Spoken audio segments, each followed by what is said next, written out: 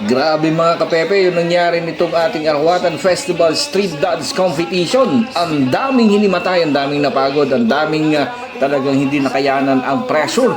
Pero maraming salamat kasi itong ating mga bumbero, yung Bureau of Fire Protection, dito sa bayan ng Mamburao, talagang laging ready. Diyan mo talaga sila maaasahan. So paano ba natin maiwasan itong mga ganito? Actually, hindi lang Mamburao itong mga nirescue nila, mga hinimatay talaga na pagod. Maging sa ibang mga bayan ay mayroon din mga hinimatay. Sa labas, habang kampanding nanonood yung mga kababayan natin, maya't maya naman ay mayroong dumadaan na ambulansya. Lalabas, papasok, maghahatid sa ospital, susundo, eto na naman, lalabas na naman. Halos hindi mo na talaga mabilang kung ilang beses sila dumaan. Matindi talaga labanan kapag ganitong street dance competition. Yung ba namang sa kainitan ng araw ay talagang sumasayaw ka sa karsada. Pero ngayong araw na to, buti maganda yung panahon, malilom, maulap at medyo mahangin. Kaya lang, sa sobrang taas talaga ng level ng competition, hindi mo talaga maiwasan. Lalo na kapag yung mga dancers natin ay bigay todo talaga yung kanilang pagsayaw. Kung sasabihin natin na hindi talaga maiwasan ang mga ganito, sana naman meron mga pamamaraan para hindi magkaganito. Siguro 1 buwan, 2 buwan bago ang kompetisyon, dapat pinalalakas yung resistensya ng mga dancers natin. Ano pa man yan, saludo tayo sa Mamburao Fire Station. At syempre sa lahat ng mga personnel ng MDRRM mo, PDRRM mo, maraming salamat po sa inyo lahat. Saludo po ako sa inyo. Ito po inyong kapepe.